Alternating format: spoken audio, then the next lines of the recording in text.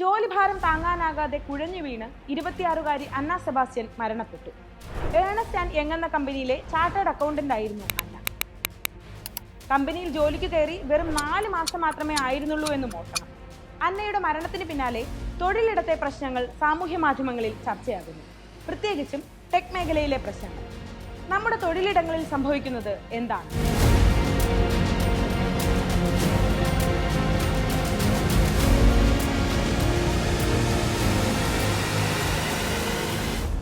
ഒരു സ്വകാര്യ കമ്പനിയിലെ മുൻ ജീവനക്കാരിയുടെ വാക്കുകൾ കേൾക്കാം.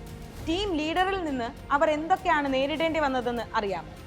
1 വർഷം കൊണ്ട് ചെയ്തു തീർക്കേണ്ട റിസർച്ച് ടാസ്ക് 2 ആഴ്ച കൊണ്ട് ചെയ്തു തീർക്കാൻ ആർക്കെങ്കിലും പറ്റുമോ? 1 വർഷം കൊണ്ട് ചെയ്യേണ്ട കാര്യം 2 ആഴ്ച കൊണ്ട് ആർക്കും ചെയ്യാൻ പറ്റുമൊന്നുമില്ല. ഞാൻ ലഞ്ച് കഴിക്കാൻ ഫ്രണ്ട്സിൻ്റെ കൂടെയാണ് പോകുന്നത്. അതിനൊരു മാതിരി സംസാരിക്കും. അതായത് ഞാൻ വർക്ക് ചെയ്യാണ്ട് ലഞ്ച് കഴിക്കാൻ പോകുന്നു.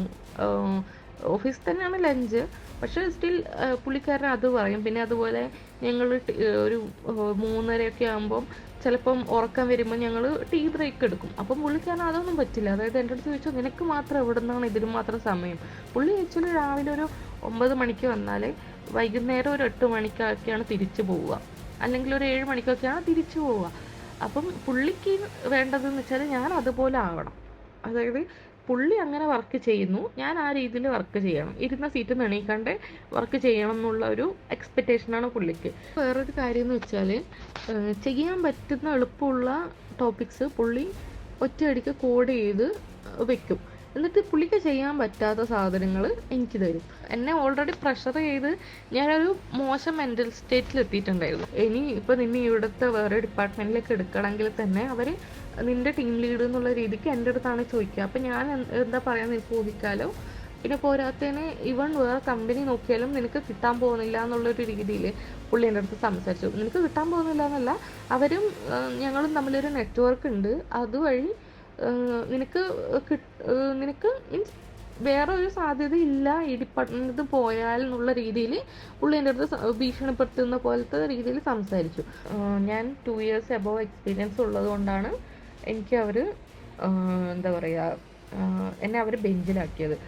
എൻ്റെ വേറൊരു കൊളീഗ് ഉണ്ടായിരുന്നു, പുള്ളിക്കാരത്തിക്ക് 1.5 വർഷത്തെ എക്സ്പീരിയൻസേ ഉണ്ടായിട്ടുള്ളൂ. അപ്പോൾ പുള്ളിക്കാരത്തിനെ അവർ ഡയറക്റ്റ് ഫയർ ചെയ്തു. ഇവൻ നോട്ടീസ് പീരീഡ് ഒന്നും കൊടുക്കാണ്ട് ഡയറക്റ്റ് സെറ്റിൽ ചെയ്ത് ഫയർ ചെയ്തു. ഈ കേട്ടത് ഒരു ടെക്കിയുടെ അനുഭവം. എല്ലാവർക്കും ഇതുപോലെ തന്നെ ആകുമെന്ന് പറയാനാകില്ല. ഭൂരിഭാഗം പേരും പറയുക ടീം ലീഡ്, മാനേജ്മെന്റ് ഇതൊക്കെ ആശ്രയിച്ചാകും ജോലിസ്ഥലത്തെ സമ്മർദ്ദം എന്നാണ്. ഇനി കുറച്ച് കണക്കുകൾ നോക്കാം. Gallup state of global work place report 2024 പ്രകാരം ഇന്ത്യയിലെ ജീവനക്കാരിൽ 86% പേരും സ്ട്രഗിൾ ചെയ്യുന്നു അല്ലെങ്കിൽ സമ്മർദ്ദം നേരിടുന്നു. 14% പേർ മാത്രമാണ് ജോലിയിൽ ഉയർച്ചയുണ്ട്, ജീവിതത്തിൽ നന്നായി പോകുന്നു എന്ന് അഭിപ്രായപ്പെടുന്നത്. ജോലി സമ്മർദ്ദം മൂലം പ്രതിദിനം രോഷം അനുഭവിക്കുന്നതായി ഇന്ത്യയിൽ നിന്നുള്ള 35% പേർ സമ്മതിച്ചു. ദക്ഷിണേഷ്യയിലെ മറ്റേതൊരു രാജ്യത്തെക്കാളും കൂടുതലാണിത്.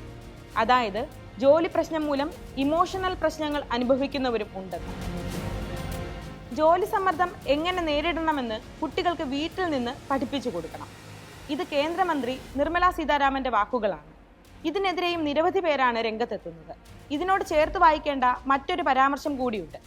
ഇൻഫോസിസ് സഹസ്ഥാപകൻ NR നാരായണമൂർത്തിയുടെ വാക്കുകൾ. ആഴ്ചയിൽ 70 മണിക്കൂർ ജോലി ചെയ്യാൻ ഇന്ത്യയിലെ യുവാക്കൾ തയ്യാറാകണമെന്നായിരുന്നു കഴിഞ്ഞ വർഷം അദ്ദേഹം പറഞ്ഞത്. അങ്ങനെയാണെങ്കിൽ യുവാക്കൾ എപ്പോഴാണ് ജീവിക്കേണ്ടത് സാർ? തൊഴിലിടത്ത് ഒരാൾ അനുഭവിക്കുന്ന ശാരീരിക, മാനസിക, വൈകാരിക ബുദ്ധിമുട്ടുകളെ തൊഴിലിടത്തെ സമ്മർദ്ദം എന്ന് പറയാം. ഇതിലേക്ക് നയിക്കുന്നതോ മേലുദ്യോഗസ്ഥരിൽ നിന്നുള്ള മോശം പെരുമാറ്റം, മോശം നേതൃത്വം, അസമത്വം, ജോലിഭാരം, വേണ്ട ശമ്പളമില്ലാത്തത്, സമയക്രമം ഇവയൊക്കെയും. സമ്മർദ്ദമേറിയാൽ ജോലിക്കാരുടെ ഔട്ട്പുട്ടിനെയും അത് ബാധിക്കും. അത് വീണ്ടും പ്രശ്നത്തിലേക്ക് നയിക്കും. നേരിടുന്നത്, അനുഭവിക്കുന്നത് തുറന്നു പറയാൻ ഇവരിൽ ഭൂരിപക്ഷം പേരും തയ്യാറല്ല. ആദ്യമായി ജോലിക്ക് കയറുമ്പോൾ കമ്പനിയുടെ അധികാരികളുടെ ഗുഡ് ബുക്കിൽ ഇടം നേടാൻ ഇതൊക്കെ സാധാരണമെന്ന ചിന്തയാകാം. ചെയ്യുന്ന ജോലിക്ക് അനുസരിച്ചുള്ള ശമ്പളം മറ്റ് മേഖലകളെ അപേക്ഷിച്ച് നന്നായി ലഭിക്കുന്നുണ്ട് എന്നതുമാകാം ഇവരെ പിന്നോട്ട് വലിക്കുന്നത്. തുറന്നു പറയാൻ തയ്യാറായി വരുന്നവർ വളരെ കുറച്ചു മാത്രമേ ഉള്ളൂ. എന്തുകൊണ്ടാണ് നമ്മുടെ യുവാക്കൾ നാട് വിട്ട് പുറം രാജ്യങ്ങളിലേക്ക് ജോലി തേടി പോകുന്നത്? ഈ ചോദ്യത്തിനുള്ള ഉത്തരത്തിലേക്കാണ് അന്നയുടെ മരണം വിരൽ ചൂണ്ടുന്നത്.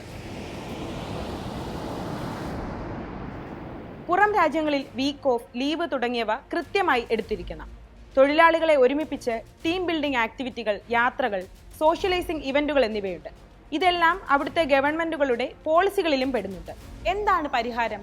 ഒരു ശരാശരി ജീവനക്കാരൻ ജീവിതത്തിന്റെ ഭൂരിഭാഗം സമയവും ചെലവഴിക്കുന്നത് തൊഴിലിടത്താണ്. ജീവനക്കാരുടെ മെന്റൽ ഹെൽത്ത്, അവരുടെ ക്ഷേമം എന്നിവ ഉറപ്പാക്കാൻ കമ്പനി അധികൃതർക്കാകണം.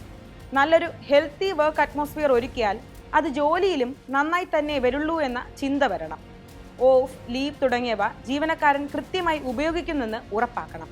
ജീവനക്കാർക്ക് തങ്ങളുടെ മാനസിക പ്രശ്നങ്ങളും ആശങ്കകളും എല്ലാം തുറന്ന് സംസാരിക്കാൻ ഹെൽപ്പ് ഡെസ്ക് സൗകര്യമൊരുക്കണം. ജോലി എന്നത് ജീവിക്കാനുള്ള ഒരു ഉപാധി മാത്രമാണ്. അതിനും അപ്പുറത്തേക്ക് ജീവിതമുണ്ട്. ഇനിയൊരു അന്ന ഉണ്ടാകരുത്.